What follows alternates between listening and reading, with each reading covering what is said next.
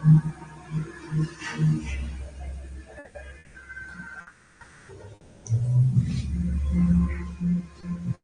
everyone, very good evening to all of you.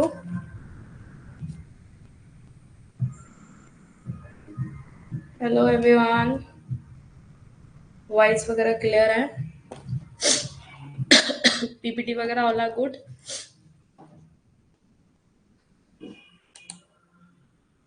Very good evening, very good evening, very good evening to all of you. कैसे हैं आप सब? कैसी चल रही है आपकी तैयारी?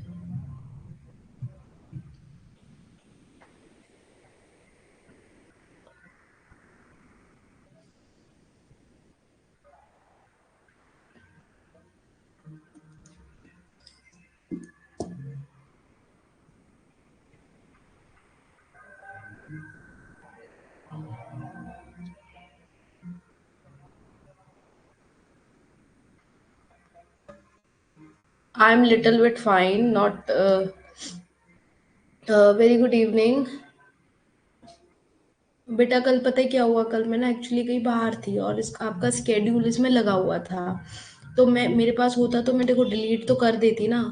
कभी ऐसा हुआ ही नहीं है, बट कल मैं किसी वजह से ट्रैफिक में फंस गई थी, उस वजह से मैं नहीं आ पाई. इसी वजह से आपका स्केड्यूल भी नहीं कटा, वरना मैं स्केड्यूल काट देती. और मैं मॉर्निंग की निकली हुई थी.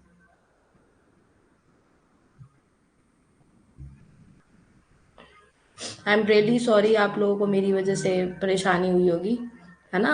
आप लोगों को लग रहा होगा. नहीं, कल क्लास नहीं थी बेटा, कल क्लास नहीं थी.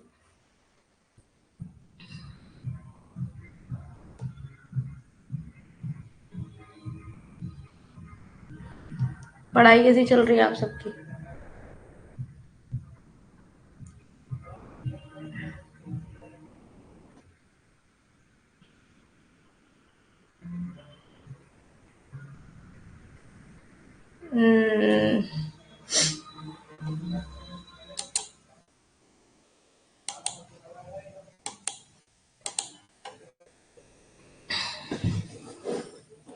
Hello everyone, very good evening to all of you. So here I'm Ashishika Gupta, your UGC paper to faculty of economics. जैसे कि आप स्क्रीन पे देख सकते हैं, आपके फिल फॉर्म के चैनल्स हैं, इनको आप ज्वाइन करिए. कोई भी न्यू अपडेट होगी वो आपको आराम से मिल जाएगी, राइट? आप देख सकते हैं आशीष स्टैंड मेरा ये कूपन कोड है, इसको आप ज्वाइन करिए. ठीक है, कोई भी न्यू कोर्स आप परचेज करते हैं अपने फ्रेंड्स वगैरह, तो उनको सजेस्ट कर सकते हैं आप 10% ऑफ के लिए. और आपका ये टाइम टेबल है, ठीक है? ऐप पे आपकी क्लासेस होती है डेली 8 बजे. सो स्टार्ट करते हैं फिर बहुत अच्छे मोटिवेशन कोट के साथ. मेहनत इतनी करो कि किस्मत भी बोल उठे, ले ले बेटा ये तो तेरा हक है ना? मतलब इतनी शिद्दत से जो भी काम कर रहे हो, इतनी शिद्दत से करो कि चार लोग भी आपको बोलते हैं, अरे ये तो तू इसी के लायक था. इन पॉजिटिव वे में, है ना? कि मतलब इतनी मेहनत करी तुमने, ये तो तुम्हें मिलना ही चाहिए था, इतने मेहनती आदमी हो. समझ में आया? इसलिए कहते हैं इस तरीके से काम करो आप लोग, इस तरीके से आगे कंटिन्यू करना है हमें और चीज़ों को लेकर, कि क्या हो, हमारे लिए तारीफ हो, हमारे लिए लोग खुद क्लैप करें, हमारे लिए खुद लोग बोलें कि ये ऐसे करना चाहिए था, ऐसा करना चाहिए था, है ना?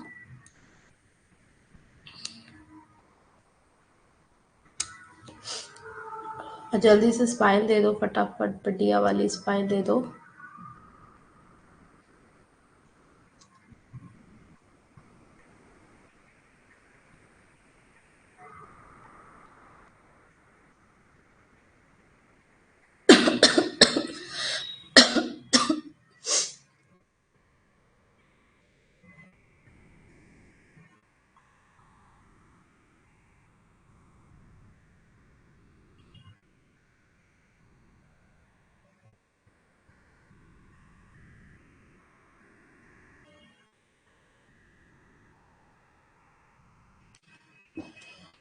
चलिए, स्टार्ट करते हैं आज अपने लोग बिजनेस साइकिल. क्या स्टार्ट करने वाले हैं हम लोग आज? Business cycle. ठीक है, व्यापार, कैसे व्यापार चक्र, है ना? कैसे व्यापार चक्र चलता है. जैसे आप देख सकते हो, अब व्यापार चक्र इस डायग्राम से आपको समझ आ रहा होगा कैसे वेव्स है ना, कैसे वेव्स ऊपर नीचे हो रही हैं, ऐसे ऐसे ऐसे ऐसे ऐसे, है ना, अप्स एंड डाउन। जैसे कि आपकी रियल लाइफ में आप देखते हो कितने अप्स एंड डाउन होते हैं, है ना, डेली बहुत सारी चीजें ऐसी होती हैं। आपका कोई प्रैक्टिकल ले लो, कुछ भी ले लो आप, एक्स वाई जेड, कुछ भी आप ले सकते हैं। किसी भी पर्टिकुलर पर्सन के लिए, पर्टिकुलर कोई भी थिंग्स के लिए, पर्टिकुलरली गुड एंड सर्विसेज के लिए, आप किसी के लिए भी ले लीजिए, एक समान कुछ नहीं रहता है। हमेशा क्या होता है, कभी आप चीज़ों को लेके बहुत ज़्यादा सोचते भी होंगे, कभी आप किसी चीज़ को लेके फ्लो में जाने देते होंगे, है ना, किसी चीज को लेके आप पकड़ के बैठ जाते होंगे, लाइक पीक पॉइंट होता है ना, पीक पॉइंट पे सब चीजें। तो ये सब बिजनेस साइकिल हमारी रियलिटी लाइफ से अगर आप थोड़ा सा रिलेट करें तो वो उससे कुछ अलग नहीं है बिजनेस साइकिल में। बिजनेस साइकिल में एक तरीके से देखा जाए, एक तरीके का आप देखते हो कैसे चीजों में, जैसे आप हम गुड एंड सर्विसेज की बात कर रहे हैं, इनकम की बात करें अगर हम लोग, तो इनकम हमेशा सेम तो नहीं रहेगी, कभी आपको प्रमोशन भी होगा, कभी आपका इंसेंटिव भी मिलेगा आपको, राइट, है ना, हर तरीके, कभी आपकी हो सकता है आपको कम होकर भी सैलरी मिले। अब हर तरीके का चीज होता है ना, हर तरीके की होती है। अब जैसे आर्थिक चर है, पहला आपका क्या होता है, आर्थिक चर। बिजनेस साइकिल में जो ये चीज होती है, सबसे पहले क्या होता है, आपका आर्थिक चर होता है। इसके अंदर क्या क्या चीजें आती है, जैसे आपकी क्या क्या चीजें आती है, जैसे आप नॉर्मली ले सकते हैं, जैसे आपका ये रोजगार हो गया, कीमत का कोई भी स्तर आप ले सकते हैं, और आपका उत्पादन हो गया, आपकी इनकम हो गई, आपकी जैसे फॉर जैसे इन्वेस्टमेंट हो गई, निवेश हो गया, रेट ऑफ इंटरेस्ट हो गया, है ना। तो इन सबको क्या कहते हैं, इन सबके उतार चढ़ाव जो होते रहते हैं, इनको क्या बोलते हैं हम लोग, व्यापार चक्र। क्या कहा जाता है इन सबके, उसको व्यापार चक्र। ठीक है, यह चक्रीय उछाल और अवसाद से संबंधित होता है। व्यापार चक्र में कुल रोजगार, आय, उत्पादन और मूल्य स्तरों में लहर जैसे उतार चढ़ाव होते हैं। Trade cycle is a part of the capitalist economy. It is related to cyclical booms and depression. ठीक है, मतलब आप चीजों को लेकर डिप्रेस्ड भी हो रहे हो, है ना। और इन जो आप ट्रेड साइकिल में देख रहे हो, उसको ट्रेड साइकिल बोलते हैं एक तरीके से। There are wave like up and down, है ना, वेव्स नहीं होती हैं अप एंड डाउन, ऊपर नीचे ऊपर नीचे, उसी तरीके से होता रहता है। जैसे टोटल एम्प्लॉयमेंट है, इनकम है, आपको प्रोडक्शन है, प्राइस है, तो इन सबको आप उत्पादन और मूल्य स्तरों में लहर जैसे उतार चढ़ाव होते रहते हैं, है ना। अब जैसे फर्स्ट ऑफ ऑल आपका पहला आ गया, पहले ये देखो व्यापार चक्र के चरण क्या होते हैं, है ना, मतलब फेजेस क्या होते हैं ट्रेड साइकिल के। Specific cycle is generally divided कर दिया गया है 4 फेजेस में। एक विशिष्ट चक्र को अगर देखा जाए तो आमतौर पर आप बोल सकते हैं कि 4 भागों में इसको बांट दिया गया है। सबसे पहले बोला गया एक्सपेंशन होगा, प्रॉस्पेरिटी आप बोल सकते हैं, ठीक है, ठीक है। और फिर आप सेकंड देख सकते हैं, जैसे कि आपका रिसेशन और अपर टर्न वगैरह हो गया, ठीक है। उसके बाद आप देख सकते हैं कॉन्ट्रेक्शन हो गया, ठीक है। उसके बाद आपका रिकवरी वाला हो गया, ठीक है, समझ में आया। वैसे तो हिंदी में देखो मैं क्या क्या लिख के रखती हूँ, मैं जैसे मैं हिंदी में लिख के रखती हूँ आपका एक तरीके से ऐसे, सॉरी डायग्राम सही नहीं बनाया।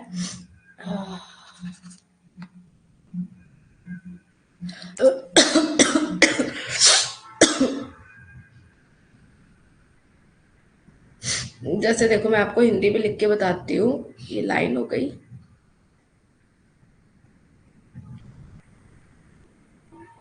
ऐसे ऐसे बनता है। देखो ये वाली चीज जो होती है ना, ये ट्रफ बोलते हैं, इसे ट्रफ बोलते हैं, इंग्लिश में क्या बोलते हैं, ट्रफ। तो इसे क्या बोलते हैं, पुनरुत्थान, है ना, पुनरुत्थान, ठीक है। और सबसे पहले वाला पॉइंट क्या होता है, आपकी समृद्धि हो रही होती है, क्या हो रही होती है, समृद्धि, समृद्धि हो रही होती है, ये वाला पॉइंट होता है समृद्धि वाला। रुको एक सेकेंड, चलो कोई बात नहीं, दोबारा बना लेते हैं।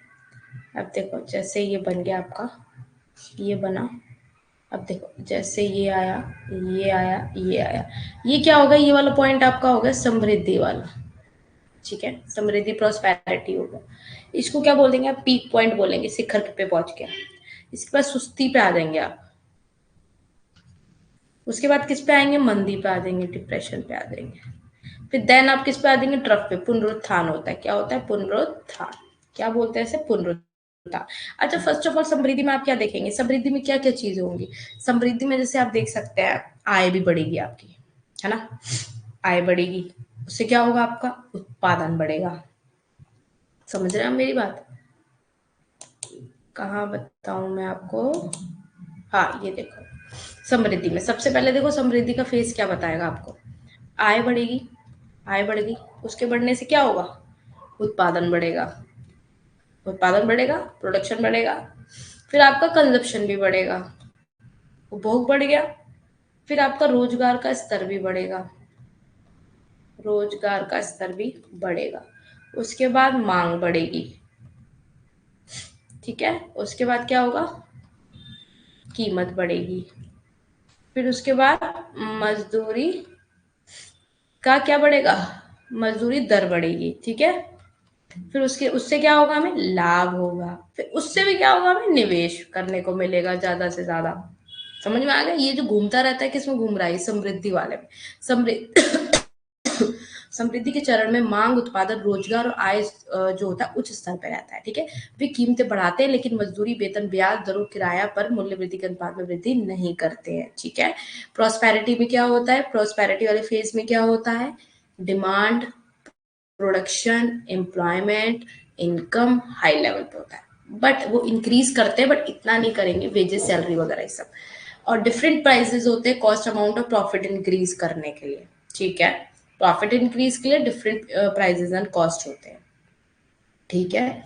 कीमतों और लागत में अंतर होता है, लाभ की मात्रा बढ़ जाती है, मुनाफे में वृद्धि और उनकी जारी रहने की संभावना, जो आपकी शेयर मार्केट वगैरह में होती है उसमें कीमतें बढ़ जाती है। जैसे कहने का मतलब ये इंक्रीज हो रहा है किसमें, प्रॉफिट में, प्रॉफिट में ना, आपका जैसे कोई भी इंक्रीजमेंट कर रहे हो आप प्रोस्पैरिटी फेज में, डिमांड में, प्रोडक्शन में, सब आ गया, एम्प्लॉयमेंट हो गया, इनकम भी आपकी हाई हो जाएगी, सब तभी आप क्या करते हैं, लास्ट में इन्वेस्टमेंट करते हैं जब आपकी इनकम अच्छी होती है ना, जब आपकी इनकम अच्छी होती है। आप सुस्ती होती है, सुस्ती होती है, सेकंड पे होता है सुस्ती, सुस्ती मतलब हो गया एक तरीके से आप रिसेशन में जा रहे हो चीजों को लेके, है ना, कहाँ जा रहे हो, रिसेशन पे जा रहे हो,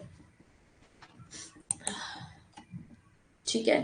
अब जैसे इस पे क्या बताते हैं, इस वाले फेज पे क्या बताते हैं बताओ, इस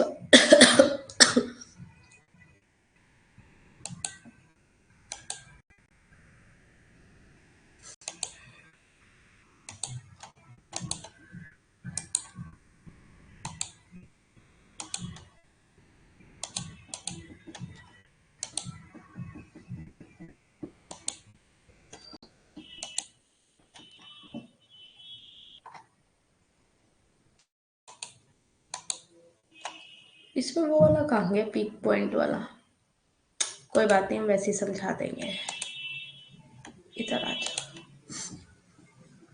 अब देखो इस पे पीक पॉइंट की बात कर रहे हैं, पीक पॉइंट में सबसे पहले क्या होता है, इस पे क्या बता सकते हैं आप, मतलब एक तरीके से ना, आप बिल्कुल पीक पे पहुंच गए, एकदम क्या हो गए, उच्चतर स्तर पे पहुंच गए, और एक स्तर पे जाने के बाद क्या हो जाता है, इसके बाद क्या हो जाता है, इसके बाद क्या होना लग जाता है, यहाँ पे जाके आप रुक जाते हैं, आपकी समृद्धि क्या हो गई, प्रोस्पेरिटी यहाँ आके एक बार के लिए रुक गई, यहाँ तक क्या उच्चतर स्तर में पहुंच गई, ये वो अवस्था हो जाती है एक तरीके से आप बोल सकते हैं, यहाँ पे आके क्या होता है, उच्चतर स्तर हो गया, ठीक है। उसके बाद क्या बता रहे हैं, उसके पश्चात रुक जाती है, क्या हो जाती है, रुक जाती है, ठीक है।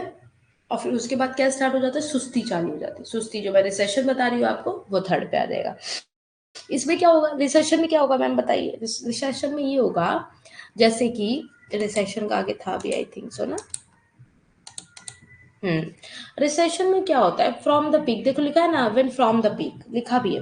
अब इसमें क्या होगा ना, इसमें डेक्लाइन ही होने लग जाएगी, चीजें क्या होने लग जाएगी, डेक्लाइन होने लग जाएगी, गिरने लग जाएगी, मांग गिर गई, मांग गिरी तो उपभोग भी नहीं करोगे, उपभोग भी कम करोगे, वो भी गिर गई, ठीक है, वो गिर गई, उसके बाद क्या हुआ, उत्पादन भी गिर गया, उत्पादन गिर गया, तो उसके बाद आपका रोजगार भी गिर गया, रोजगार गिर गया, फिर उसके अलावा क्या होगा बताओ, रोजगार से आपका आ जाएगा आय, आय भी गिर जाएगी, जब रोजगार गिरेगा, आय गिरेगी तो आपकी कीमत भी गिरेगी, है ना, कीमत के बाद क्या होगा, कीमत गिर गई तो मजदूरी भी आपकी कम हो गई मान लो, अब मजदूरी कम हो गई, मजदूरी जहां कम होगी वहां हमें लाभ कम मिलेगा, प्रॉफिट कम मिलेगा, फिर आप इन्वेस्टमेंट भी नहीं कर पाओगे, समझ में आ गया। रिसेशन में सारी चीजें क्या होगा, ये एक छोटी अवधि का होता है, आंदोलन नीचे की ओर होता है, मंदी शुरू होती है, उन्होंने कहा है कि उस मोड़ की अवधि होती है जब संकुचन लाने की ताकत विस्तार की ताकतों पर जीत हासिल करती है, इसके बाहरी संकेत होते हैं, ठीक है। When from the peak which is of short duration movement happens downward, recession start कर देता है, it targets that duration of the turn in which forces that bring contraction, ठीक है। फाइनली विन करता है over the forces of expansion, और ये external sign होता है। लिक्विडेशन होता है आपके स्टॉक मार्केट में और tension in the banking process में, ठीक है। वही सब चीजें क्या होने लग जाती हैं, गिरने लग जाती हैं, क्या हो जाता है, फिर डिप्रेशन आ जाता है, घटाई हो जाती है। अब इसमें क्या होता है, मांग गिरती है, मांग के गिरने से आपकी मांग गिर गई, मान लो मांग गिरी, उसके गिरने से आपका क्या हो गया, मतलब बहुत ज्यादा इसमें कमी हो जाती है, एक तरीके से समझ लो। संकुचन बोलते हैं ना, संकुचन, मंदी संकुचन, संकुचन मतलब कमी हो जाना, ठीक। बेरोजगारी वगैरह आ जाती है बहुत ज्यादा, एक हाई लेवल की। निवेश भी आपकी एक तरीके से गिर जाएगी, जब मांग कम हो जाएगी तो कीमतें कम होंगी, है ना। कीमत जैसे देखो, आपकी डिमांड कम हुई, उसकी वजह से आपके प्राइसेस गिरे, ठीक है। फिर निवेश भी गिर गया आपका। जब निवेश गिर गया, एक तरीके से आप किस में आ गए, आप निराशावादी उस पे हो गए ना। आशावादी में तो आओगे नहीं, निराशावादी का माहौल एकदम क्रिएट हो जाता है जब डिप्रेशन वाले में। कुछ चीज आपको पॉजिटिव समझ में नहीं आ रही होती, आपको सब चीज क्या लग रही होती है, नेगेटिव लग रही होती है ना। देखो लिखा भी है इसमें, जब शिखर से जो कि छोटी अवधि का होता है, आंदोलन नीचे की ओर होता है, ठीक है, मंदी शुरू होती है। उन्होंने ये भी कहा है कि लक्षित करता है, किसको लक्षित करता है, संकुचन वाली ताकतें विस्तार से जो हासिल करते हैं, ठीक है। और जो एक्सटेंसिव डिक्लाइन करता है, तो एक प्लेस इकोनॉमिक एक्टिविटी का ले लेते हैं आप, रिसेशन मर्ज करते हैं इनटू डिप्रेशन में, ठीक है। सफिशिएंट हो जाता है, reduction happen in the consumption of good and services, ठीक है। और एम्प्लॉयमेंट के अंदर, इनकम के अंदर, डिमांड एंड प्राइसेस के अंदर लेके रिडक्शन हो जाता है, सफिशिएंट रिडक्शन होता है, ठीक है। Ananti, are you there? Hello Ananti, are you there? As a result of the extensive, किसके अंदर होता है, डिक्लाइन इकोनॉमिक एक्टिविटी के अंदर, फॉर किसके लिए, बैंक डिपॉजिट जब फॉल हो जाता है, गिरने लग जाता है। एंड क्रेडिट किसको मिलता है, एक्सपेंशन स्टॉप कर देता है, because trader do not agree to take a loan, loan लेना नहीं चाहेंगे, आपको भी पता ही है ना। हाँ 1930 की, यस, वेरी गुड राखी। 1930 में सबसे ज्यादा मंदी आई थी, ये मैंने शॉर्ट वीडियो में भी आप लोगों को बताया था। समझ में आ रही है आप लोगों को?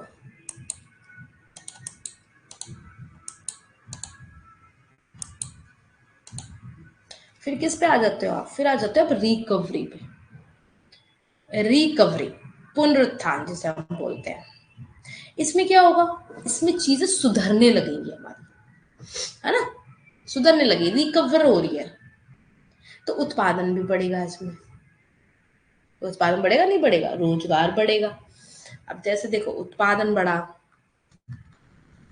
उत्पादन क्या हुआ, बढ़ा, रोजगार क्या हुआ, बढ़ा, रोजगार बढ़ गया। अच्छा, रोजगार बढ़ता है तो क्या बढ़ता है, बताओ, आप लोग बताओ। जब रोजगार बढ़ा तो फिर और क्या बढ़ेगा, बताओ जल्दी।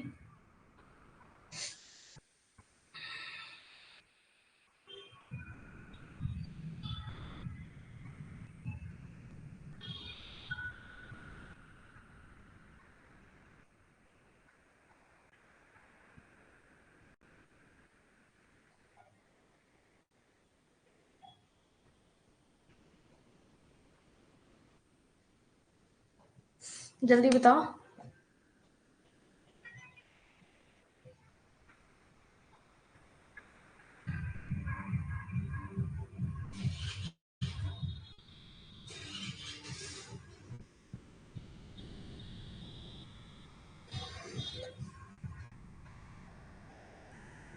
उसके बाद क्या होगी, इनकम बढ़ेगी आपकी, रोजगार अगर आपका बढ़ेगा तो आपकी इनकम बढ़ेगी, फिर मांग बढ़ेगी, ठीक है। कहाँ गया, वेयर इज माई पेन, हाँ जी। आय आपकी क्या हुई, बढ़ी, है ना। फिर आपकी मांग बढ़ी, मांग बढ़ गई, मांग के बाद क्या होगा, आपकी कीमत बढ़ी। फिर क्या हुई, मजदूरी, मजदूरी क्या हुई,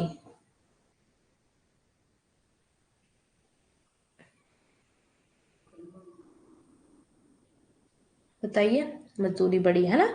उसके बाद आपकी लागत क्या हुई, लागत कम हो जाएगी फिर, है ना।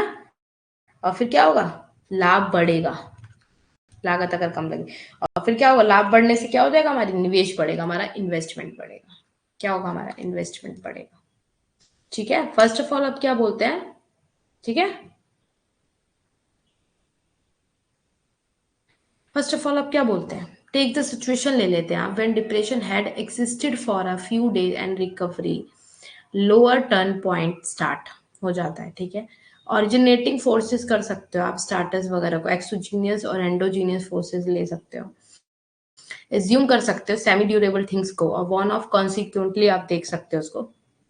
इट बिकम इम्पॉर्टेंट कब हो जाता है, जब they are substituted in the economy, this demand increasing for fulfilling the increase demand, investment and employment increase, है ना। जब मांग बढ़ती है तो बड़ी मांग का पूरा करने के लिए निवेश और रोजगार में क्या होती है, वृद्धि होती है, ठीक है।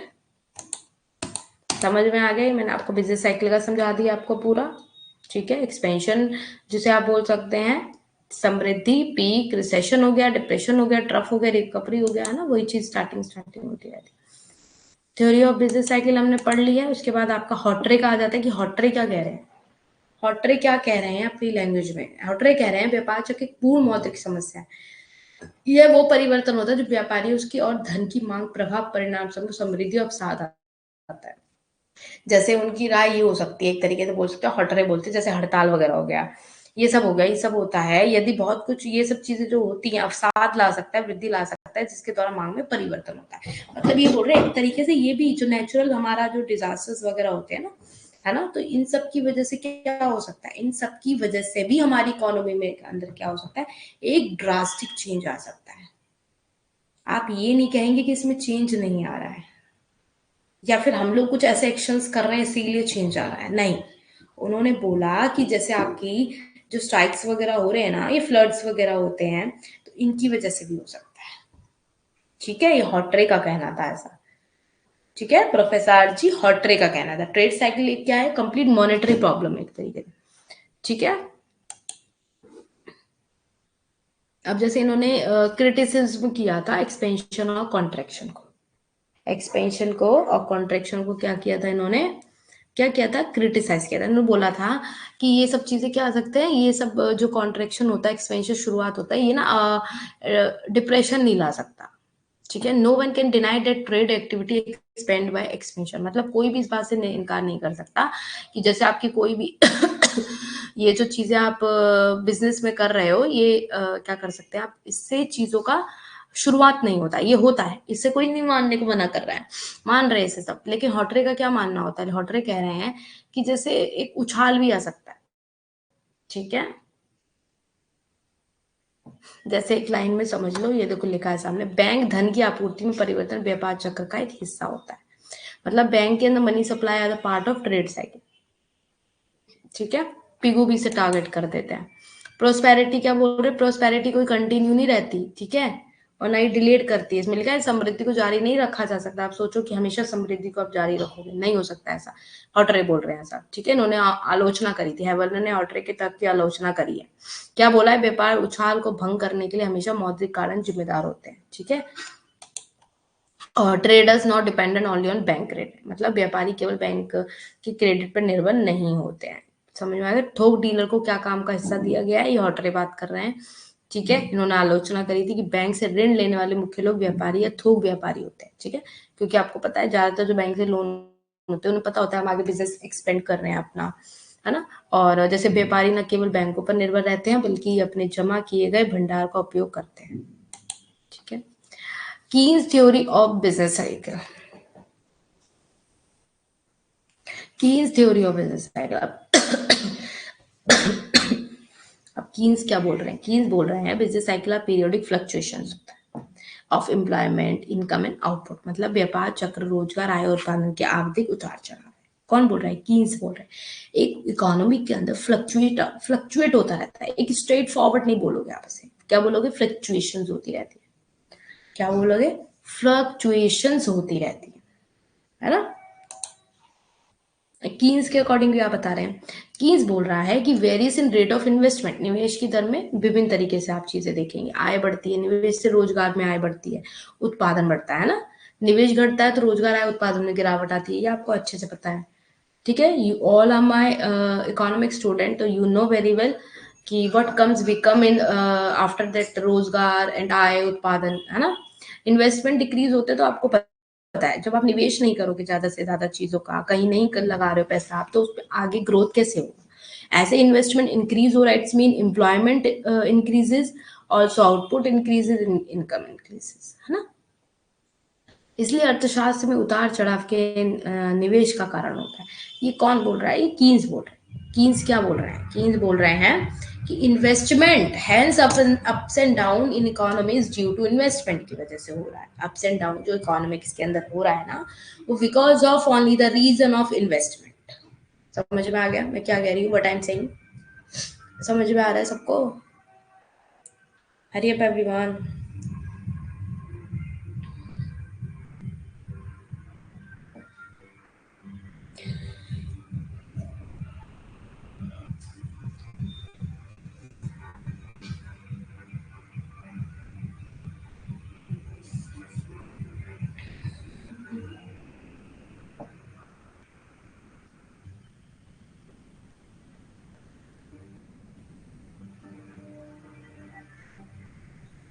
समझ आ रहा है?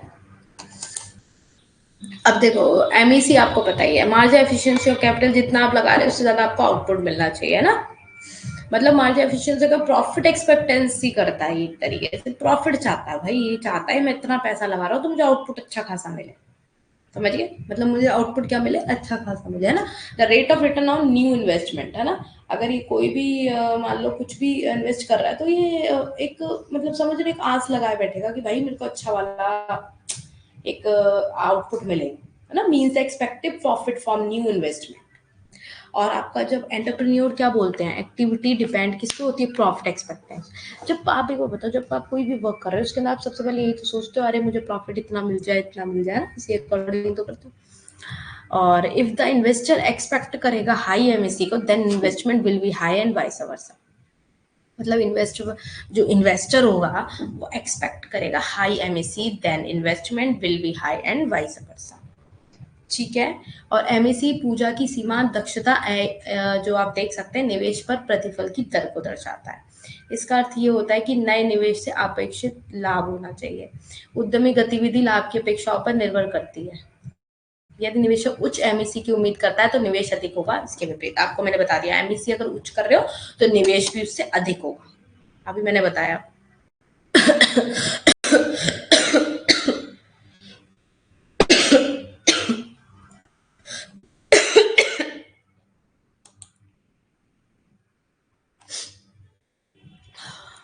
एक्सपेंशन क्या होता है? उसके बाद एंटरप्रेन्योर एक्सपेक्ट करता है high return, means high MSc. मतलब एक्सपेक्ट क्या कर रहा है ये कि आपका हाई एमएससी होगा और उसकी वजह से क्या होगा, हमें इन्वेस्टमेंट अगर हाई कर रहे हैं उस अकॉर्डिंग हमें एमएससी ज्यादा मिलेगी, है ना। एमएससी क्या होगी? ज्यादा मिलेगी। जरा 2 मिनट वेट करो, चलो मैं पानी पी लेती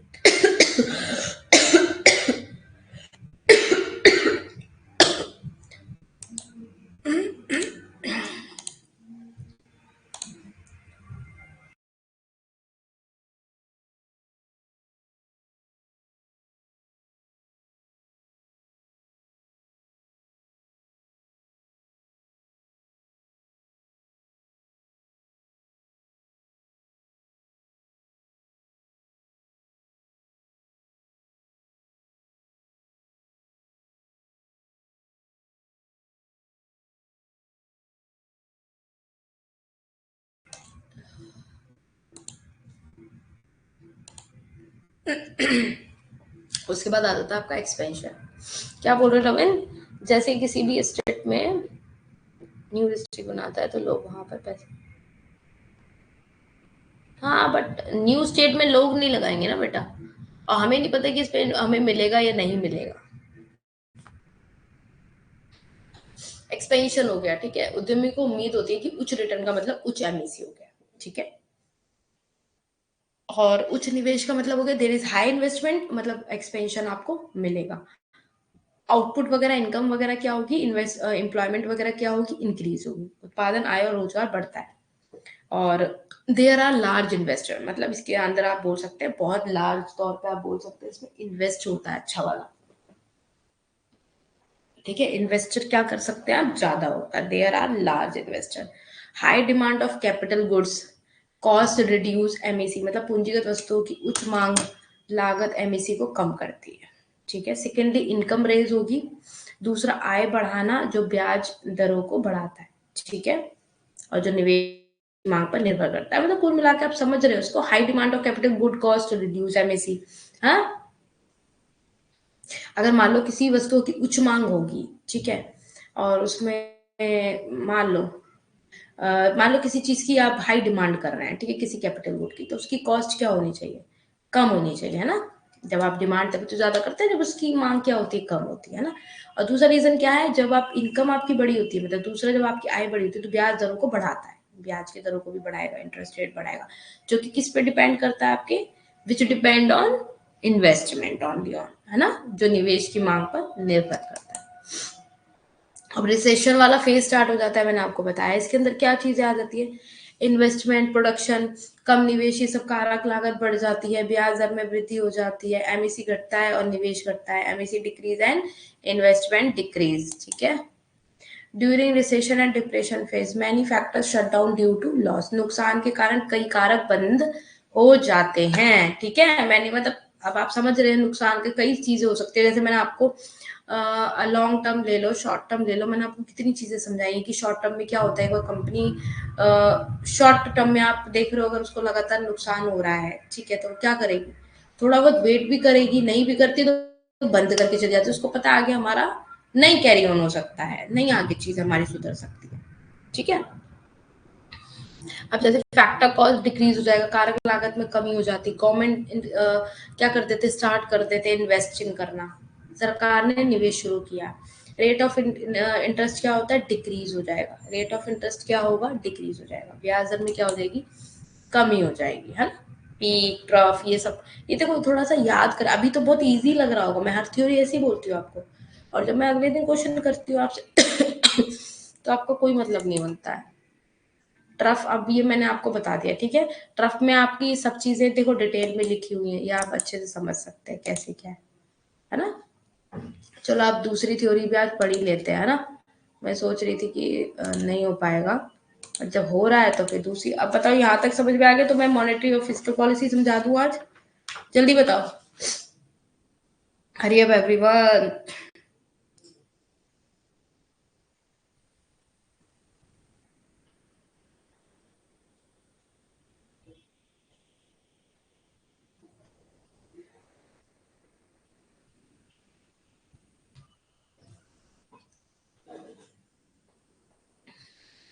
समझा दूं, ओके चलिए फिर मैं समझा देती हूँ मॉनेटरी पॉलिसी, और जो आपका फिजिकल पॉलिसी है ना उसको हम समझ लेते हैं थोड़ा सा डिटेल में, है ना। अब मॉनेटरी पॉलिसी क्या बताती है, मॉनेटरी पॉलिसी एक तरीके से बताती है टू ब्रिंग चेंज, आप बोल सकते हैं चेंज करने के लिए, टू ब्रिंग चेंज करने के लिए आरबीआई सेंट्रल बैंक इसे देखता है, you know about it, RBI central bank, ठीक है, सेंट्रल बैंक, ठीक है, आरबीआई सेंट्रल बैंक। अब देखो मतलब एक तरीके से मॉनेटरी पॉलिसी जो होती है वो क्या करता है, किसी भी कंट्री की मनी की आप करेंसी को देख सकते हैं कि एक तरीके से मनी और करेंसी को देखता है, एक तरीके से आप देखा जाए कंट्रोल करता है उसको, आप ये बोल सकते हैं कंट्रोल, लिखो यहाँ पे कंट्रोल, कंट्रोल मनी करेंसी, ठीक है, करेंसी, ठीक है। इसको क्या करता है, किसी भी कंट्री की मनी और करेंसी को क्या करता है, कंट्रोल करता है, ठीक है। अब जैसे आप देख सकते हैं मार्केट में मान लो मनी फ्लो बढ़ रहा है, मान लो सपोज करो, तो जैसे मनी फ्लो बढ़ रहा है घट रहा है तो उसको क्या करता है, सेंट्रल में लाता है इसको, ठीक है, सेंट्रल मार्केट में करता है इसको, ठीक है। ये देखता है कि मतलब एक तरीके से पैसा ज्यादा तो नहीं है ना, मतलब एक तरीके से आप बोल सकते हैं कि पैसा ज्यादा तो नहीं है या कम तो नहीं है, या अगर पैसा ज्यादा है तो आपको पता है पैसा ज्यादा से ज्यादा आ रहा है, मान लो तो महंगाई बढ़ेगी, इन्फ्लेशन आ जाएगा, अगर पैसा कम है तो ग्रोथ को क्या हो जाएगी, ग्रोथ कम हो जाएगी, है ना, ग्रोथ क्या हो जाएगी, कम हो जाएगी। अब मान लो पैसा कम भी है तो भी दिक्कत है, पैसा ज्यादा है तो भी दिक्कत है, तो ये कंट्रोल करता है, ये बीच का रास्ता निकालता है, क्या करता है, ये बीच का रास्ता निकालता है, ये कहता है मैं थोड़ा सा बीच का रास्ता निकालता हूँ, तो ये मनी फ्लो को क्या करता है, कंट्रोल करने के लिए पॉलिसी बनाई हुई है इसने ताकि इन्फ्लेशन क्या होता है उसमें किसी भी तरीके की कमी ना आए, ठीक है, और ग्रोथ भी ना कम हो, और अपनी जो पॉलिसी है उस वो क्या है एकदम, मतलब ये अच्छे से अपना काम कर सके।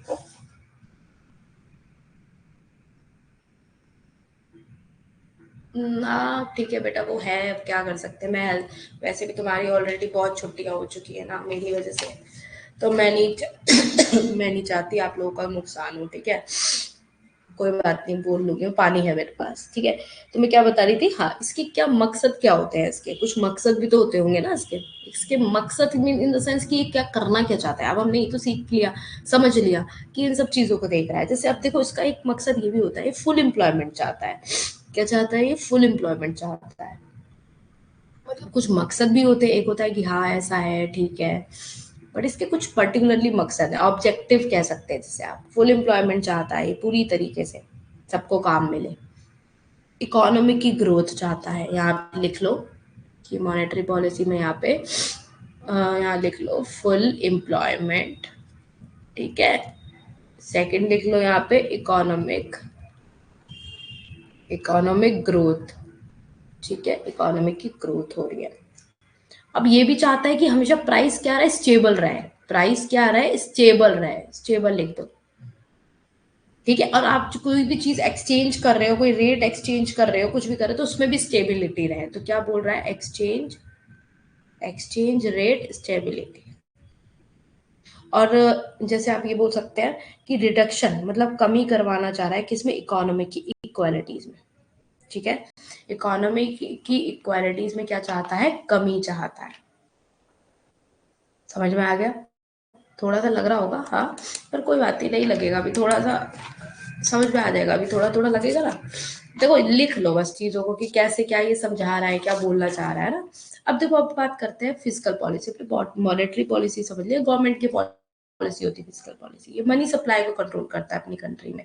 जैसे इन्फ्लेशन वगैरह होता है, डिफ्लेशन वगैरह, उसकी सिचुएशन पे क्या करता है, काबू करना चाहता है। कौन? Physical policy.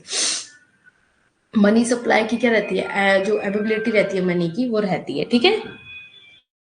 तो इन सबको क्या करता है, फिजिकल पॉलिसी करता है कंट्रोल। क्या करता है, फिजिकल पॉलिसी। जैसे गवर्नमेंट के पास पैसा कहाँ कहाँ से आएगा, मतलब कितना आएगा, कहाँ से आएगा, और गवर्नमेंट इस पैसे को कहाँ कहाँ खर्च करेगी और कितना खर्च करेगी। तो एक तरीके से बोल सकते हो, एक तरीके से ये आपका बजट भी कह सकते हो, एक तरीके से ये सब चीजें इसमें देखता है ये, ठीक है। समझ रहे हो? एकदम बजट को आप कह सकते हो एकदम संभालने के लिए करता है ये, ठीक है।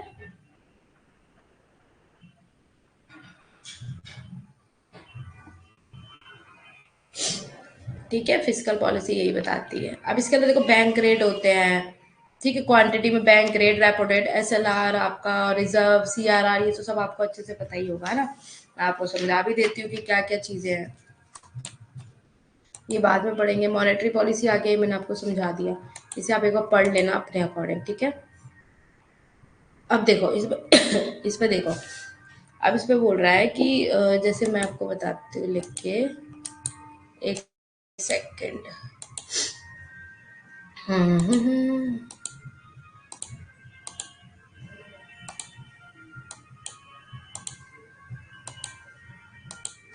ये देखो, अब जैसे देखो, जैसे आप ले सकते हैं, जैसे बैंक रेट हो गया। बैंक रेट में आप क्या चीजें देखेंगे, बैंक रेट में आप देखेंगे एक तरीके से, जैसे बैंक रेट का मतलब हो गया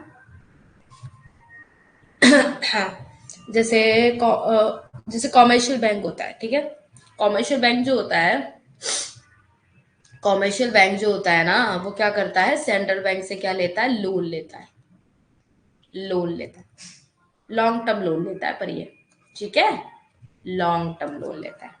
अब रेपो रेट क्या होता है, रेपो रेट में क्या बात करते हैं हम, शॉर्ट टर्म लोन लेता है ये, और साथ में इसको सिक्योरिटीज भी देनी पड़ती है, समझ गए आप। इसमें सिक्योरिटीज नहीं देनी पड़ती, इसमें सिक्योरिटी देनी पड़ती है।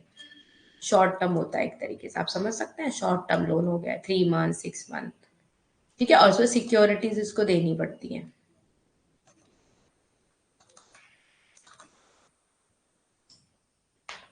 रिजर्व रेपो रेट, ठीक है। इसमें क्या बता रहा है, इस वजह से आप देख सकते हैं, जैसे सेंट्रल बैंक होता है, ठीक है, तो वो क्या करता है, उसकी जो लिक्विडिटी होती है ना, उसको मैनेज करने के लिए क्या करता है, वो कॉमर्शियल बैंक से लोन लेता है, ठीक है। रिजर्व रेपो रेट क्या करता है, जैसे सेंट्रल बैंक जो होता है आपका, सेंट्रल बैंक होता है, वो अपनी लिक्विडिटी को, समझ रहे हो, ऐसे लिख लो, अपनी लिक्विडिटी को कंट्रोल मतलब मैनेज कह लो, कंट्रोल कर लो, लिक्विडिटी को मैनेज करने के लिए क्या करता है, कॉमर्शियल बैंक से लोन लेता है। ठीक है, अब सीआरआर हो गया। अब सीआरआर क्या बता रहे, सीआरआर जैसे होता है कमर्शियल बैंक सेंट्रल बैंक को, मतलब आप देख सकते हो कितना परसेंट जमा कर रहा है, एक तरीके से कितना परसेंट कैश जमा कर रहा है, वो सीआरआर में देखते हैं आप लोग।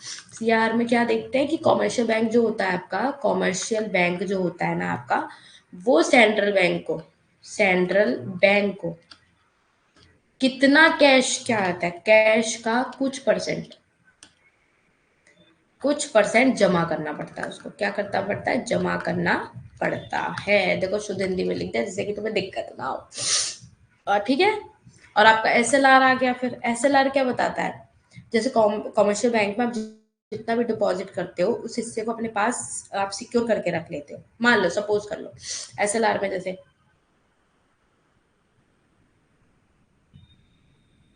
जैसे मैं क्या बताऊं आपको, एसएलआर में जैसे ये समझ लो कुछ पैसा वो अपने पास रखता है जानबूझ के, कि ये पैसा मेरे को मेरे उसमें काम आ जाए।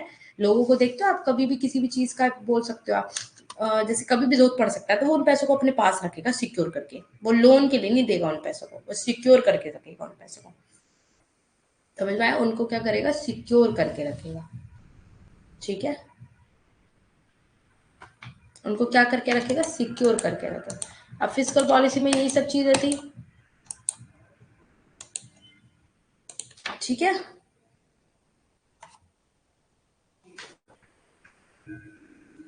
चलो ये भी आपका हो गया, बाकी आप इसे सेल्फ पढ़ लेना। ठीक है, आपको समझ में आ जाएगा। अब मैं आपका टेस्ट क्या लूँ उसका क्या टेस्ट लूँ मैं आपका इससे, है ना।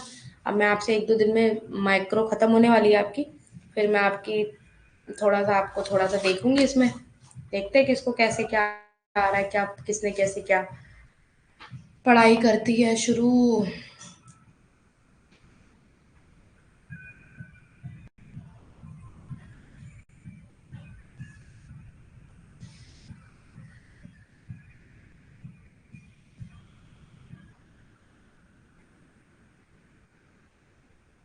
चलिए फिर क्लास को हम लोग यहीं एंड करते हैं। ठीक है, आप लोग अपना ध्यान रखिए। ठीक है, होली आने वाली है, होली के लिए प्रिपरेशन चल रही होगी आप लोगों की। कौन कौन खेलता है होली, खेलते हो।